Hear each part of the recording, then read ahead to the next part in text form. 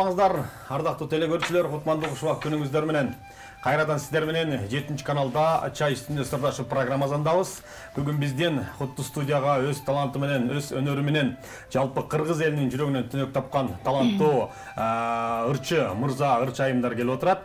Кудайым буйрса алдыда баарын көрөсүздөр. Андыктан биздин эфирден алыстабай, биз менен бирге болуңуздар.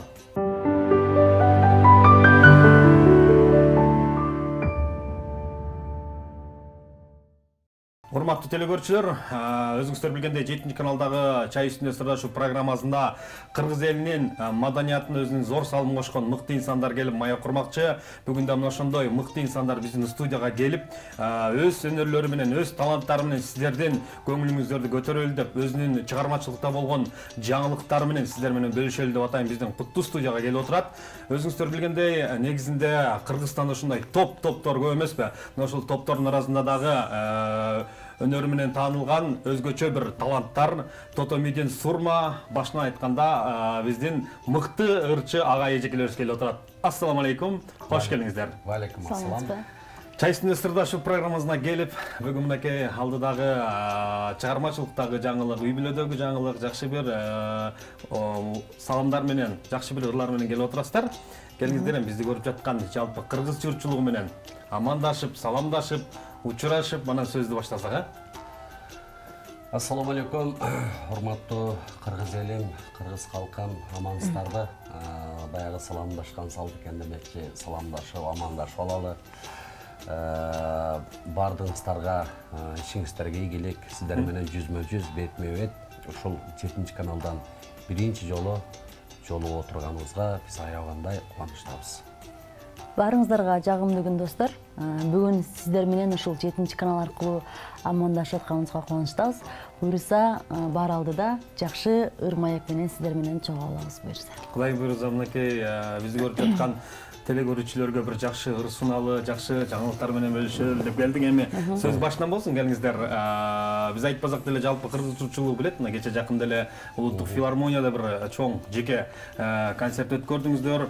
Азыркы убакта ушул улуттук филармонияда өзүңүздөр ошол жерде жандуу менен концерт бердиңиздер да. Негизи эле улуу филармонияны ушундай жандуу менен ырдай турган кылып койгон экен. Концерт кандай өттү? Канча даярдандыңыздар ал концертке, ошол боюнча кененирээк айтып берсеңиздер. Биз бул концертке 1 ай бою даярдандык. Негизи 1 айдан да көп. Негизи бул концертибиз 25 сентябрда өтмөк. Тилекке каршы баягы баткен окуялар боюнча концертибиз жылдырылып, 10 ноябрга болуп калды. Анан концерттин деңгээли аябагандай жакшы өттү. Эми көпчүлүк баягы азыр мындайча айтканда соцсеттерден өзүбүз ошол концертке көргөн көрөрмандарыбыздан ыраазычылыктар аябагандай көп болду. Анан бул бир. Экинчиден ушул филармониянын бизге ушул негизи жандуу үн менен концерт койдуруп калыптыр. Бул бизге аябагандай жакты. Себеби ошол ырчынын ырчысы элдер эми тандап баштайт да.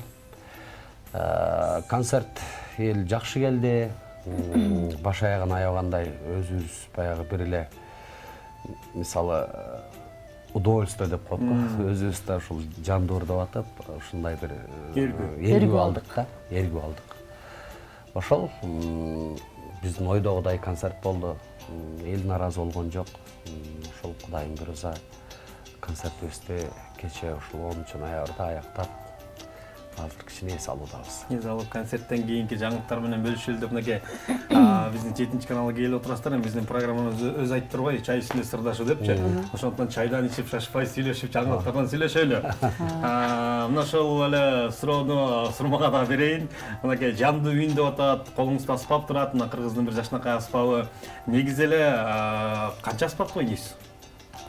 Мен негизи бардык аспап ойнойм да койсо.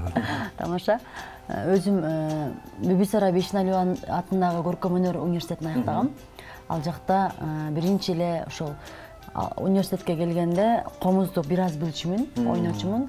Андан кийин окуп ал жакта билим алып баштагандан кийин бир аз комузду жакшыраак өздөштүрүп, анан ал жактын окуу жайдын талабына ылайык болгон бизге ошо спец деп коет, ошол биздин жеке тармактагы эмебизге байланыштуу кошумча аспаптарды үйрөнүп калдым. Чопочор, ооз комуз, анан фортепиано. Эми аларда мындай кошумча ойной алам, бирок комузчалык мындай ээн эркин ойной алам деп айта албайм. Ооба, комуз жакыныраак. Бирок ооз комуз, чопочор, анан фортепианон бир аз ойной алам. Ошондо кыскасы 4 аспапты жакшы билет деп айта берсек болот экен да. Ойной алам негизи. Ал мына ошол көбүнчөсү комузду жакшыраак. Филармонияда концерт бердиңиздер. Негизи эле ушул ырчылар баягы фонограмма менен көнүп калбадыкпы? Апарып флешканы салып коюп эле ырдап эле чип кетип калабыз да. Анан баягы фонограмма менен ырдаганда бир өзүнчө рахат алат. Анан мындай баягы жандуу менен концерт бергенде кандай экен? Негизи жандуу үн жакшы экен, аябай. Эл дагы баягы жандуу менен ырдасаң мындай душаң менен чыгат экен, ооба. Фонограммада мисалга мындай ачыгын айтыш керек, мындай контролдо ырдайсың да. Чыгып аткан, тигил жакта чыгып аткан музыка менен сенин үнүң лишний чыгып кетпесин деп мындай байкап ырдайсың да, кысылган сыяктуу элечи, чынын айтканда. Ой деп байкап, анан бирок мындай живой ырдаганда аябай сонун экен, өзүң мындай эргип алат экенсиң биринчиден, экинчиден элдер да эргип алат экен. Элдин баардык вниманиясы, элдин баардыгы сенин ырыңды мындай кунт коюп турат экен да. Ошол нерсени аябай байкадым мен. Анан өзүң дагы мындай жаныңды ырдап атканда минет кылып ырдап атасың да, каждый куплетке, каждый эмеге дыхание алыпчы. Ошол нерсени да сезип, мындай тердеп кургап, мындай от души эткенсиң. Аябай жакты, жакшы. Филармония ушул баягы аппаратурасы да ошол живой ырдаганга талапка жооп берип калыптыр. Анан жандуу концертте бирок чындыгында мурда биз баары ошо флешкаларды өткөрүп коюп музыкабызды. Анан ырдай берчүбүз. Кээде минусовка менен деле ырдачубуз жандуучу. Бирок эме азыр ушул жандуу койгондо концерт бергенде 2 эзе, 3 эзе мээнети чоң болуп калыптыр. Себеби баягы ар бир эле флешка эмес, жанагы музыка минусовканы өткөрүү эмес, жандуу эстрадада инструменттер да коштоп турат. Барабандан баштап бүт. Ооба. Барабан, гитара. Бас гитара, ритм бардыгы. Ошолордун бардыгын чогултуп, репетиция баштадык. Анан мындай чыныгы мээнет болот экен да. Себеби ошолорду ар бири бардыгы бир музыкага түшүп, контролдоп, күндө даярдык. Ошол концертке чейин бир 5-6 жолу репетиция болду бизде. Ошол негизи ошол мындайча айтканда мээнет менен концерт коюп. Бирок ошол жандуу менен концерт койгондо ошончолук чыгым болот, баягы ар бир инструмент черткен жалдайсың, төлөйсүң дегендей. Бирок ошол убакта баягы көрүүчүлөрдүн дагы бир көңүлүнөн чыккан концерт болот болуш керек. Себеп дегенде баягы өзүңүздөр деле билесиздер, баягы тойлордо, жакшылыктарды көп көрүсүздөр. Ушундай эле инструменттер менен, аспаптар менен үйдө бир кудалар келгенде бир ырдасаң ушундай кунт коюп, абдан бир көңүлдүү угушат да. Тигил жерде деле ошондой болсо керек. Ошондой болду. Ооба.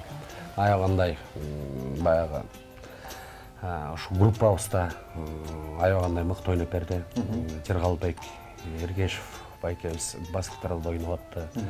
Мирлан Ниязов ударникте ойноп атты. Чыңгыз Турдубеков, Бексултан деген инилерим ритм гитара, акустика гитарада ойношуп, ушулар аябагандай колубузга кол, бутубузга бут болду. Ушул тиледен ошо жигиттерге да чоң ыраазычылыгыбызды билдирет. Муктар деген байке да. Муктар деген досум клавишада. Ал негизи эле мына ошол бардык түйшүк, ошол даярдык, ошонун баардыгы баягы өзүңдүн жүрөгүңөн чыгып туруп, анан элдин баягы олтурганын көрүп, баягы кол чапканын көрсөң, чындыгында чарчаганың базалат болуш керек, Ооба. Бир өзүнчө бир рахат тартылайт болуш керек. Айттым го ошол, эргип алат экенсиң, аябагандай эргип алдык. Биз менен кошулуп элде эргип алды деп ойлойбуз. Жандуу деген концерт по-любому башкача болот экен да. Себеби эл дагы мындай фонограмма көптүгүнө байланыштуу элдер деле фонограммалар дашат да деген нерсе түшүнүк бар да. Анан жандууда элдердин да вниманиясы башкачараак болот экен. Булар бүт ырлар жандуу дашат экен. Кандай болот экен деп мындай кунт коюп угушат экен да. Ошол нерсе да байкалат экен. Анда мындай кылалы, урматтуу телекөрүүчүлөр, мына ошол Тото менен Сурма эжекебиз өздөрүнүн бир жакшы концертин бердик деп жатат. Ал концертке чындыгында баягы концертке барам деп туруп тиргиликтин айынан келе албай калгандар бар. Болбосо бизди мына көрүп жаткан 7 каналдан көрүп жаткандар эми жергебиздин 7 дубанында сиздердин концертиңиздерге келе албай аткандар бар. Мына ошол концерттен сиздерге кыска үзүндү берелик, андан маяк үзүп уланталы,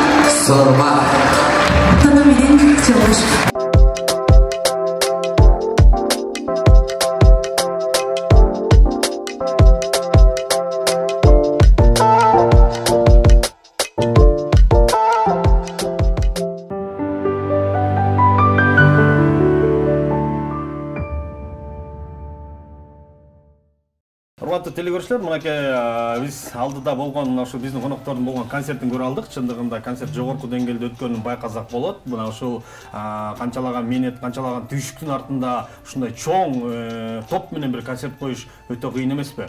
Анан азыр мен сиздерге берейин деген суроом ушул кызыктырат да. Негизи эле концерт койгондо конок катары көп ырчыларды чакырат эмеспи? Сиздер чакырган коноктор болду? Алар болсо, алар да жандуу урдашабы же алар фонограмма менен урдаштыбы? Ошол азыр филармонияда бүт жандуу кылыптыр. Чакырылган конокторубуз да ушул минусовка менен ырдашып атты. Музыкасын өткүзүп коюп, музыкасын өткүзүп коюп, бирок жандуу эстрада коштор атты. Болгон өздөрүнүн минусовкасы менен. Себеби алардын бардыгын репетицияга чакыра албайт экенсиң. Убактысы болот экен, убактысы болбой калат экен. Ошондуктан өздөрүнүн минусовкасы менен келип, тияк өткүзүп коюп, музыкасы тияктан кетип атты, ырдагандары жандуу болду. Бирок ага уруксат бар. Уруксат бар. Фонограмма ырдаганга уруксат жок экен. Если ошол фонограмма ырдайм десе, рахмат, кечирип коюңуз, сиз концертке катыша албайсыз. Чектөө коюлган экен. Чектөө коюлган да. Мыйзамга баш ийиш керек деген. Мыйзамга. Туура, бул деген нерсе өзүңүз айткандай эми биздин эл ырчынын ырчысын тандаса болот да. Анткени эмне азыр баягы анча-мынча көргөн ырчылар капа болбош керек. Үнү жоктор деле бир баягы бир тойго бир эки ыр жастырып эле жылдыз болуп ырдап кетип аткандар бар да. Алардын деңгээлин, алардын үнүн эл эми таразалап баягы өздөрү баалайт болуш керек. Себеби баягы студиядан жазайт да чындыгында ырлардычы.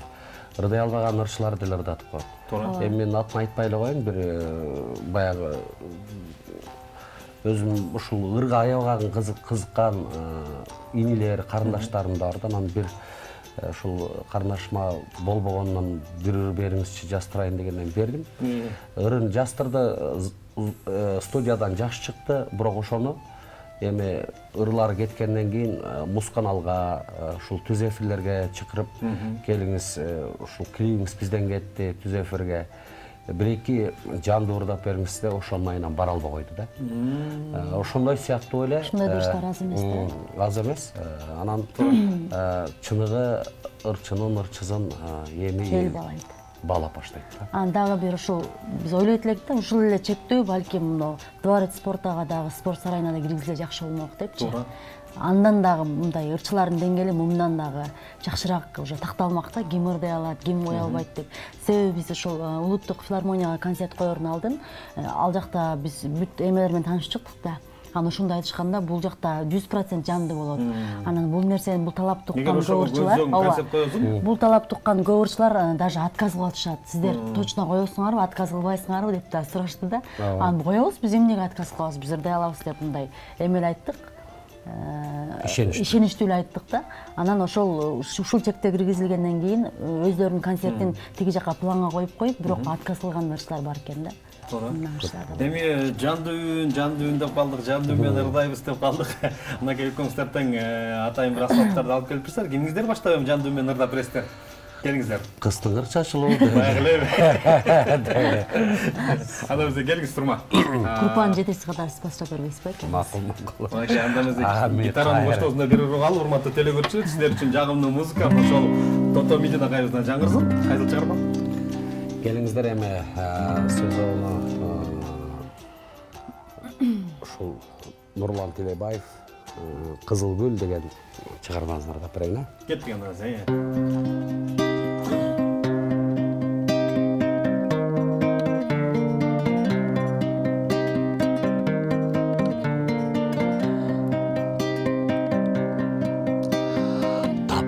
Таза көркөм ачылып, жыпаркый таңкып чачылып, жайнаган кызыл гүл көрдүм, жетпеди мага ашыгым, жетпеди мага ашыгым. Жайнай бир жаркын кызыл гүл, жадырап жайнап нечен түр, кечиктим кантем кош эми, сурарым кез-кез эстей жүр, кечиктим кантем кош эми, кечиктим кантем кош эми, кечиктим кантем кош эми, сурарым кез-кез эстей жүр. Жетерде сага кол сунуп, үн уктум чыккан кол булжуп, бар экен гүлдүн кызылы, жетпеди мага умтулуп, жетпеди мага умтулуп.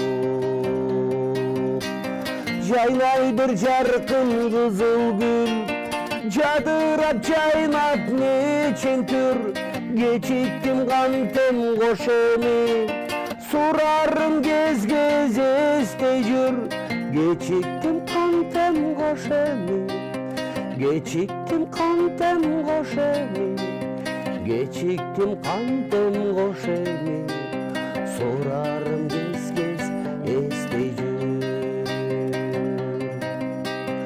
сурарым кез-кез эстей жүр.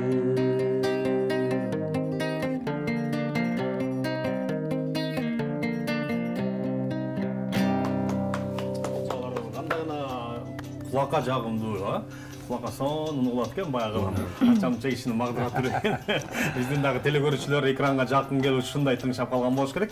Чындыгында мына ошол биздин агайыбыз гитараны эле билеби же дагы кайсы аспаптарды билесиз?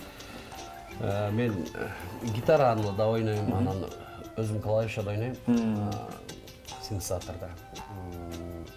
Дагы эмнеде ойнойм? Айтайынчы деп коем. Контрабаста ойнойм.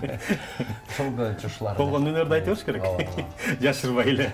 Чындыгында аккан арыктан суу агат деп жакшы сөз бар го. Мына уулдарыңыз дагы өзүңүздү тартып бир ырчы болуп келатат, таланттуу болуп келатат, кыргыз эли мындай таанып келатат дегендей. Ага чейинки сиздин өзүңүздүн каяктан ушул талантка жакын болуп калганыңыз, атаңыздан, бабаңыздан же тууган урукта бир таланттуучулар барбы?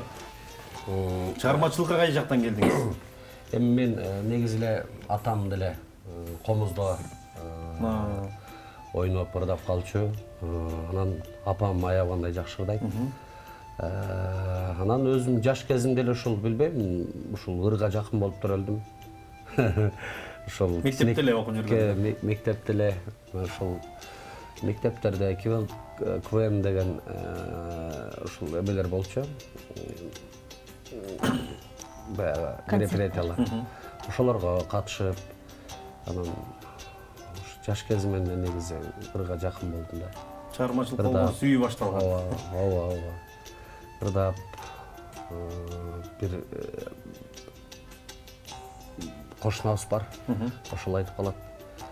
Бир сосед үйүнө конок келип калып, үйүн эшитип бараттыр да, биздин эшиктин алдынан өтүп баратса, мен бир дөңкөч иштеп коет, ошону минип алып, башыма шляпаны кийип алып, ягыма кылыч тагып алып, Түрмүшктөрдөгү Михаил Боярский аябаганда көмүрүм болчу. Ошол ырын Констанция деген ыр бар эле. Констанция деп ырдап эле отуруптум да. Анан алар конокко барып, коноктон 2 сааттан кийин келсе дагы деле Констанция деп эле ырдап отуруптум. Анан тиги конок таң калыптыр деп, могу жана ырдап атты, азыр деле өтүп баратса, дагы деле ырдап атат. Бул Нурбаткен баласы кичине жетишпейт деп.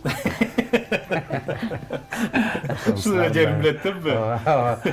Ошол сыңарындай ушул жаш кезимден эле өзүм ырдагым келчү. Анан кийин чоңойгондон кийин Талай Бектуранов агайымды күмүртүптү, колунан гитара үйрөндүм. Анан Талай агамдын ырларын ырдап жүрдүм. Анан ушу барып анан Борборго келдик. Анан чын дилимен баягы группа түзүп, Талай Бектуранов акалыстын көзү өтүп кеткен болчу, Талай Лестов деп. Ошол өзүбүздүн айылдан келген, Чаткалдан чыккан Молдалы Өтөнбаев, Сардарбек Досбаев, Жамалбек Эшалиев, ушул жигиттер болуп группаны түзүп, ушул 98-жылдардан баштап элге кызмат Талай иштеп баштады. Сурмага суроо берсек эми келиңиз. Сурма биздин билишибизче кандай жаткан болот? Жээн. Тайке жээн. Тайкеңиз баягы кел сурма иштешели. Эми буга чейин баягы сурманын окуп жүргөнүн билесиз, үнүн билесиз, талантын билесиз. Кандайча сурма менен Тайкең менен иштешип калдың? Же сен өзүң сунуштадыңбы? Тайке чокурдайлы деген сунуш. Мен группага келгенине буюрса 7 жылдан жүз болот. 2015-жылы келгем. Мен окуп жүргөн, студент болуп жүргөн кезде Тайкемди биринчи жолу тойдон көргөм. Менин дос кызым бар болчу, ошол сени ага чейин көргөн эмессиз? Ага чейин эле көрүп жүргөм, эми биз тууганбыз да негизи. Өзү талантын баалаган эмессиң. Эми кандай десем, эми ырчы катары момундай сыйлачумун, бирок момундай бизде болот го негизи айылда өсүп калганда мындай бир түшүнүк болот го, ырчылар булар деген киши карабайт да, булар деген звездада деген сыяктуучу. Ошондой түшүнүк бар болчу менде. Тайкемдер мен 7-классбы, 6-класс кезимде концерт коюп башкан. Ошондо аябай жанагы Ильяс Агубай уулу ушул муруктап мени барышканда, анда жүрөк сыр аябай хит болуп аткан момент болчу. Мен окуучу кыз болчумун, кичинекей сары. Анан ошондо мен классташтарым, курбу кыздарым, "Эй, сен тууган экен, чык бар, ырда" депчи, барсаң деп эле мени монтип түртүп атышат да. Анан ошондо барбай, алар деген звездада, алар деген бизди карабайт да депчи айткам да. Тайкең сенин төлгөнүң билет да. Билчү, бирок булар деген шаарда көп жүрүп калышты да. 2098-жылдар эле келишпейди. А мен деген ал кезде кичинекей окуучу кыз болчумун да. Ооба, мектепте окуучу кыз болчумун.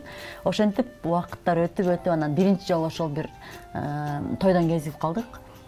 Ошондо мен ушул комузу менен баргам, анда студент кыз болчумун, 2-экинчи курс болчумун.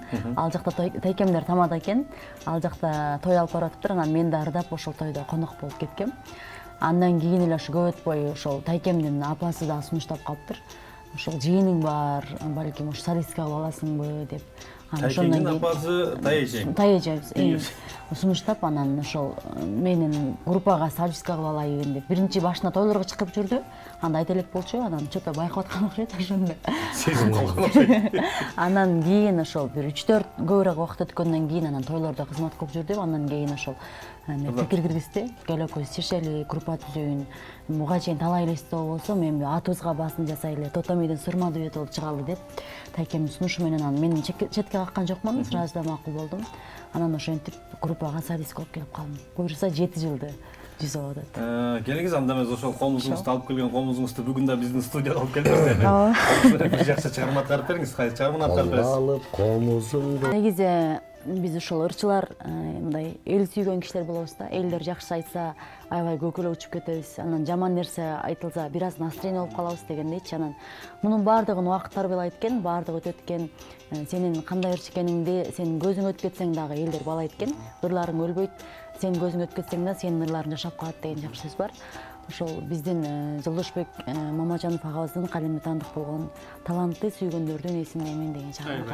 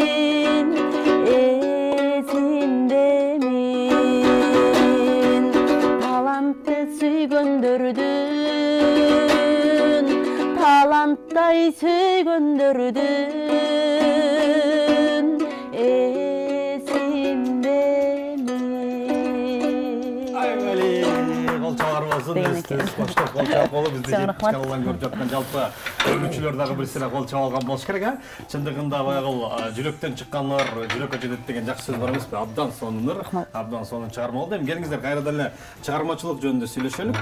Жакында жакшы бир ишти баштап бир жакшы клип тарттырган экенсиздер. Ал клипти кантип тарттырдыңыздар? Кандай клип болду? Кандай ырга тарттырдыңыздар? Ошол жөнүндө айтсаңыздар. Эми кийинки чыгармаларыбыз боюнча эле тамашалоо чыгармалар болчу. Анан булда кичине жаштарга мындай сүйүү өмүр бою жашай берет да. Ошол сүйүү темасында жазганбыз. Сени сүйөм деген. Бул да тамашалоо же? Тамашалоо эмес. Сүйүү жөнүндө. Бул серьезный да. Анан сурманы сурооз боюнча жаздым. Сөз обону өзүмө таандык. Анан ырды жазып бүтүп клип тартайын деп баштадык. Анан сценарий өзүм жаздым, клиптин сценарийин өзүм жаздым. Анан ушул режиссер өзүңүз болгонсузбу? Жок, Эркин деген иним бар. Ошол болуп берди. Клипти Баяман Осмонов деген дагы жакшы клипмейкер бар, ушулар тартты. Анан клип негизи Кудайым өзү азыр көрөсүздөр. Маанилүү ушул сүйүүдү даңктап, мактап, баягы сүйүү өлбөйт деген мааниде ушул бир жакшы клип чыгардык. Кандай кыйынчылык болсо дагы баары бир сүйүү жеңет деген мааниде да жазылган. Бул негизи аябай сиз TikTok'ка киресизби билбейм, карайынбы. TikTok'та аябай жакшы кетти. Жаштар аябай мындай суранышып, бул чыгарма бир гана аларга эмес, эме өзүмө да аябай жаккан чыгарма. Анан сен мендик болсоң да болбосоң да баары бир сени сүйөм деген да сөздөр бар. Ошол сүйүүгө канчалык тоскоолдуктар болуп, жашоодо кандай өйдөлдүй болсо дагы баардыгын сүйүү жеңип, баардыгын сүйүү даңктап, по-любому баардык нерсени сүйүү жеңип, ошол сүйүүдөн эч жака бара албайсың дегендей сыяктуу мындай эмемен жаздык да. Сен барда жаркылдап күлүп жүрөм, сен жокто кабагым түйүп жүрөм. Сөздөр бар. Келиңиздер, урматтуу телекөрүүчүлөр, мына азыр ошол клип жөнүндө сөз кылып калдык. Идея өзү Сурмонук экен, сунуш. Анан сөз обону, ошол клиптеги баардык сценарий, акча деп койбойм. Бүттүгү баягы Тотомдун Байкеники. Ошол бир жаңы, свежий клип экен. Ошол клипти көрөлүк. Кандай болгон чогуу көрөлүк эл менен. Анан кийин мая күз улазак. Куда түшүп келген.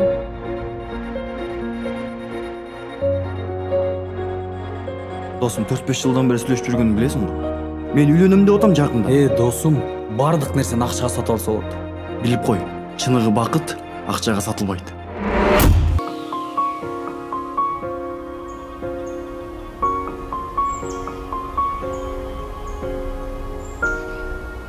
Сыйкыр сымал бийлеп турса көрүнбөй. Сүйүү жок деп ким айта алат төгүндөй. Сыноолорго берип чогуу туруштук. Сүйүшкөндөр кала берсин бөлүнбөй.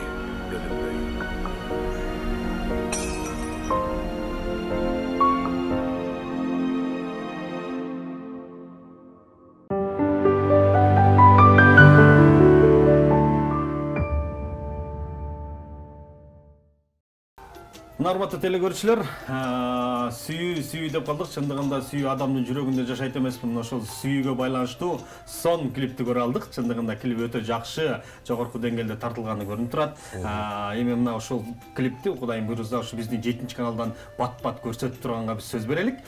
Негизи эле ушул клиптерди тартууда, ырларды жаратууда телеканалдар, радиолор, гезит журналдар менен иштешип, Instagram баракчаларда просмотр алып, баягы өзүңүздөр көрүүчү топтой алдыңыздарбы? Кайсы жактарга кайрылып, кайсы жактарга берип атасыздар клиптерди, кайсы жактан чыгып атат? Азыр эми баягы шарт эле клип тарткандан кийин кейбиркилер бар да, YouTube'га жүктөйт, Instagram'га жүктөйт, TikTok'ка жүктөйт, андан кийин эле баягы телевидениялардан чыгып калган учурлар көп болуп атат да. Негизи биз ушул бул клипти биринчи эле КТРК каналына, музыка каналына Анонска бердик биринчи. Анонска бердик, ошол жерден жакшы клип өттү. Анан азыр ошол жерден башка эч жерден кете элек, экинчи жолу, биринчи жолу сиздерден кетип атат. Биздин каналдан, сиздердин каналыңыздардан кетип атат. Анан негизи эле ушул биринчи биз телеканалдар менен иштешебиз. Шарт эле YouTube'га салбайбыз. Туура. Телеканалдар менен иштешип, анан телеканалдардан бардыгынан кеткенден кийин, 1-2 ай күрөтүлгөндөн кийин, андан кийин YouTube'га салабыз. YouTube'да соло менен иштешебиз. Анан Instagram'дар менен көбүнчө Сурма иштешет. Мен көп деле Instagram'дарга түшүрө бербейм. Калган сен айтсаң. Instagram'да негизи ушул топтун жозу, дуэттин канча катталуучусу бар? Биздики дуэт эмес, өзүбүздүн жеке эле баракчаларыбыз бар. Өзүңүз жеке. Атайын бир баракча ачып койгон. Жок, талай эле стоо деген ошол эме жок бизде. Атайын бир ачып коюшуңуздар керек. Ачып коюш керек. Ошону жакшы айттыңыз да. Ошону баягы мындай да, сиздерди баягы кыргыз журтчулугу баары жакшы тааныйт. Анан сиздердин ырыңыздар анан мүмкүн Сурманы тааныбагандар бардыр, мүмкүн Тотомидинди тааныбагандар бардыр, баягы улуумун. Анан бирок талай элесин баягы элдин баары тааныйт да. Ошол талай элес тоо деп баягы Instagram'га жазса эле ошектен чыга тарагалы эле ошол жерден сиздердин клиптер, ошол жердеги сиздердин кылып аткан иш эмгектин баардыгын баягы эл көргүзгү келет да. Анан баягы азыр баарыбыз эле ушул Инстаграмдан, соцсеттерден баягы отчет берип калбадык ба? Фейсбуктан, WhatsApp'тан, TikToktон эмне кылып атабыз, каякта жүрөбүз, кайсы тойго барып атабыз. Ошондой бир негизи эле ошондой бир YouTube канал барбы эч болгондо? Өзүбүздүн жеке YouTube каналдагы жок. Негиз бар болчу. Анан жанагы телефондор алмашып, бир ошондой себептер менен паролду унутуп калсаң таппай каласың го, ошондой болуп өчүп кеткен да. Биз соло медиа портал менен иштешебиз да. Жок, эми ал соло дегенде алар өздөрүнүн баракчасына жүктөйт. Бирок жеке баракча салынат. Бизге канал өзүбүздүн баракчага жүктөйбүз. Анан негизи эле бир өзүңүздөрчө бир ушундай бир YouTube каналданбы, Instagramданбы бир баракча ачышыңыздар керек экен да. Ошо туура айттың, эми. Бүгүн баштайм деп койсуң. Баштады го. Сен баштайсың. Негизи Instagramда ошол өзүбүздүн талай элестөө деген ошол ичинде баракча жок. Туура айттыңыз. Мен ойлонуп калдым, чынымен ачып коюш керек экен деп. Анан талай элестөө деп хэштегтер чыгат го Instagramдан, жазганда чыгат. Биздин чогуу эмелерибизче талай элестөөндөгү полный информациялар чыгат да.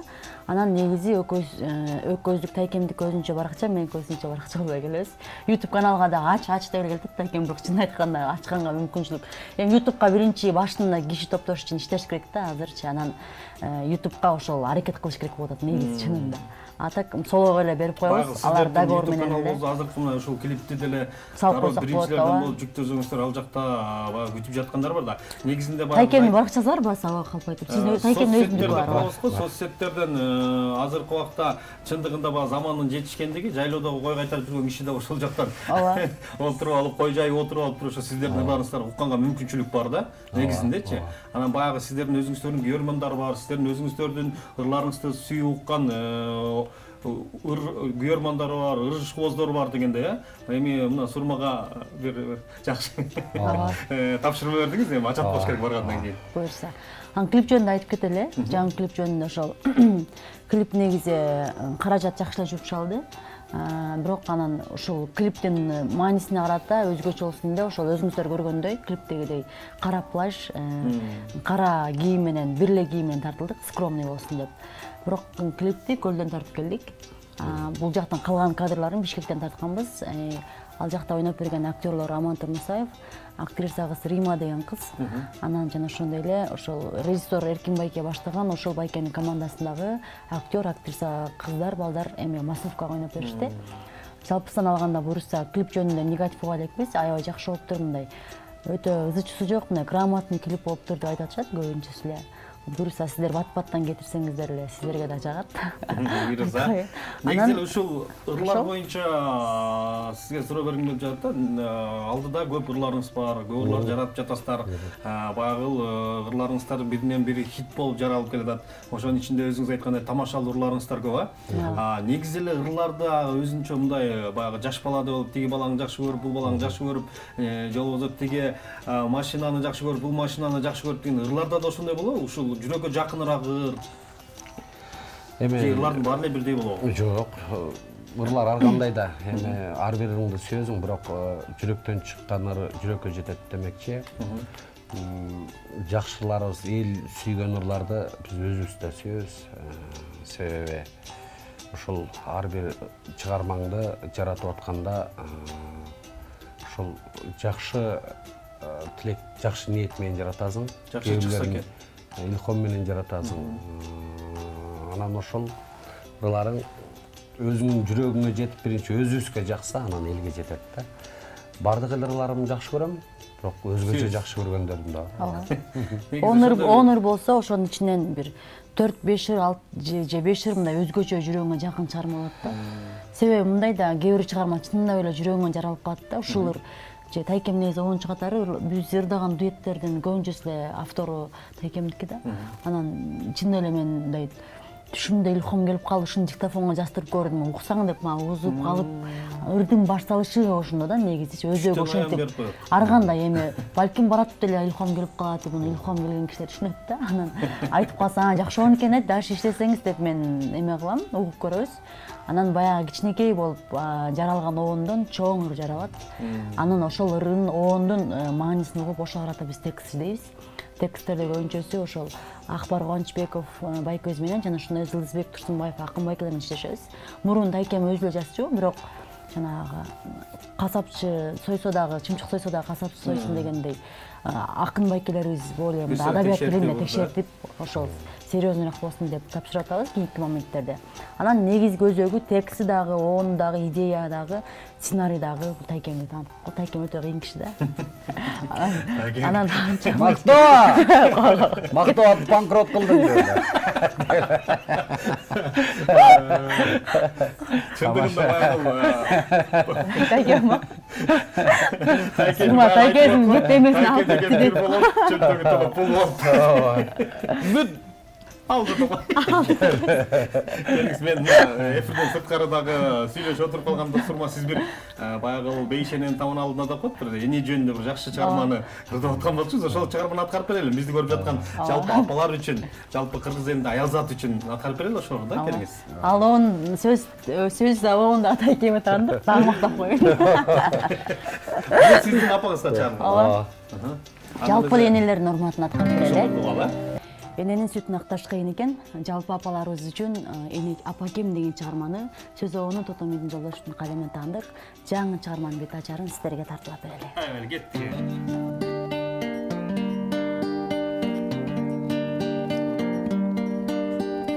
Ал билип мени баккан, күнүгө мерим чачкан, чоңойтуп бой жеткизген затыңдан жаным апам, жөрөнөр том сенсиң, таянар зом менин, кыйкырсам үнүм жеткиз, затыңдан апам менин, кыйкырсам үнүм жеткиз, затымдан апам менин. Алтыным жаным апам, орбай көпкө жашаң, мен сизге сүйүм чексиз, 100 жашка чыга жашаң.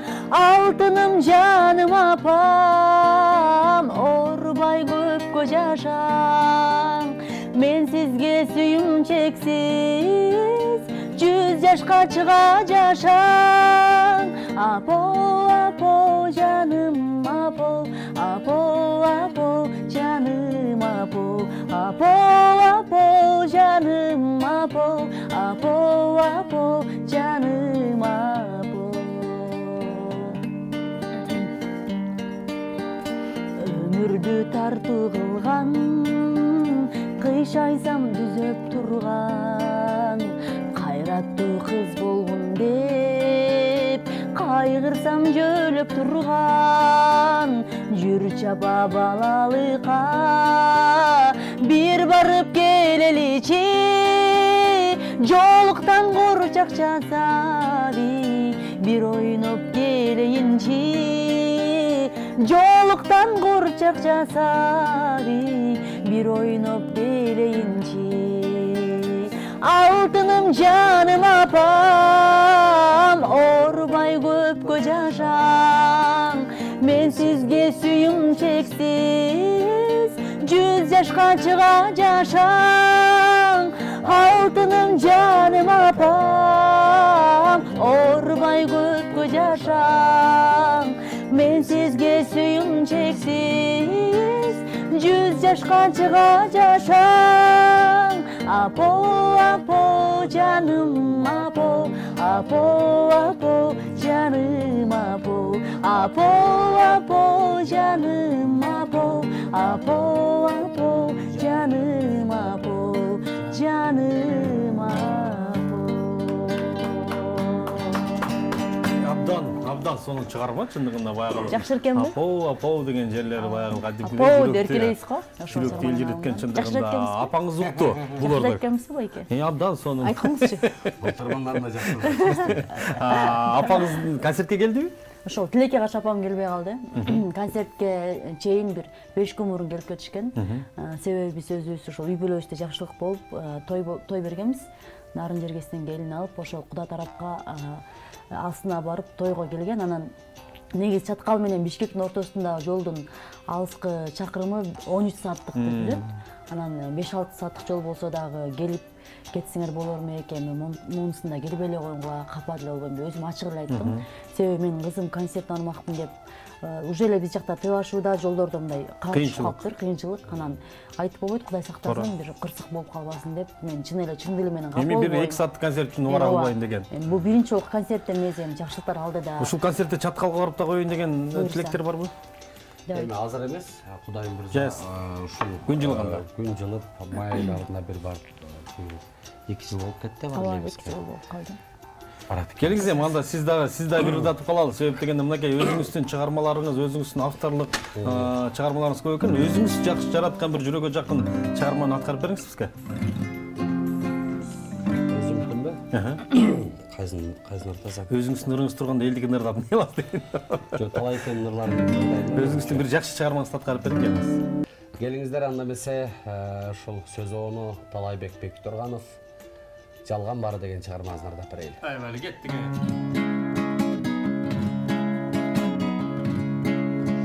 Өмүрдө өчкүс болуп Gönlüm kaldı nege, al geçti sen bir ölüm, kucaktap durgan gezde. Ay Çok çalgan bari, men sana işendeyim, taptaza suyumdum, bekitip işendeyim.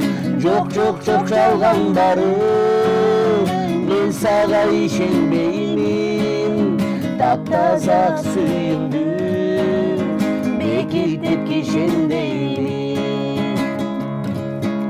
Sen menden alыстadın, men senden alıstadım. Tağdırdın yazmışına, altınım tarım bağım. Ay çok çalganları, men sana işenmeyim. Taptaza suyumdum, bekitip işendeyim. Altınım yıldızımsın, gözünden nur tөгülgön. Bilip koyar mangılıp, ötörsün bu ömürden.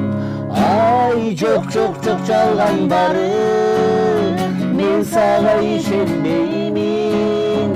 Taptaza suyumdum, bekitip işendeyim.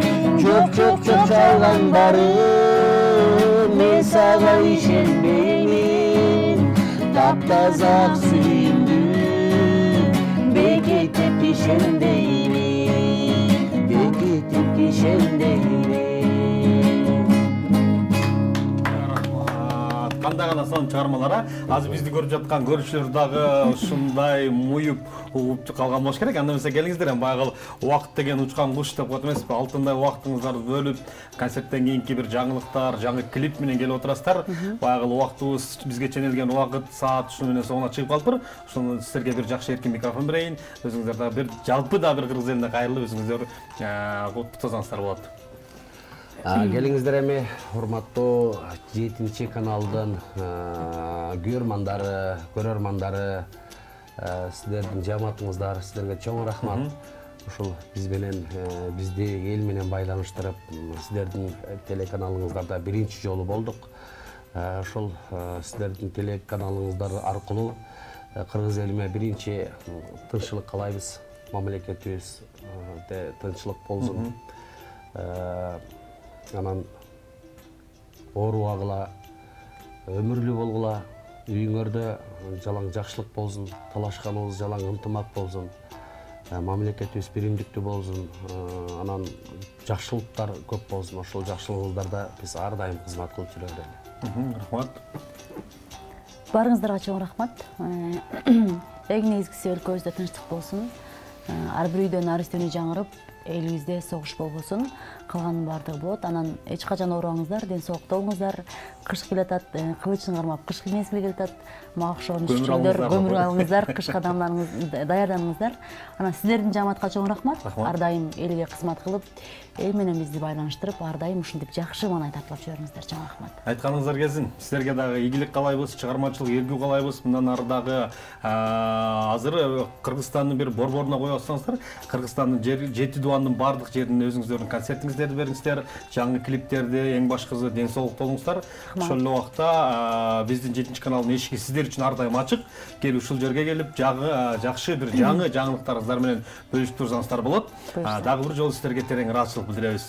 Урматтуу телекөрүүчүлөр, сиздер 7 каналда чай үстүндө сырдашуу программасын көрдүңүздөр. Бүгүн биздин программага өздөрүнүн жаңылыктары менен бөлүшөбүз деп келген Таалай эле тобу Тотомидин Сурма болду. Ал эми кайрадан сиздер менен кийинки жума эфирден көрүшкөнчө аман туруңуздар, сак саламатта болуңуздар.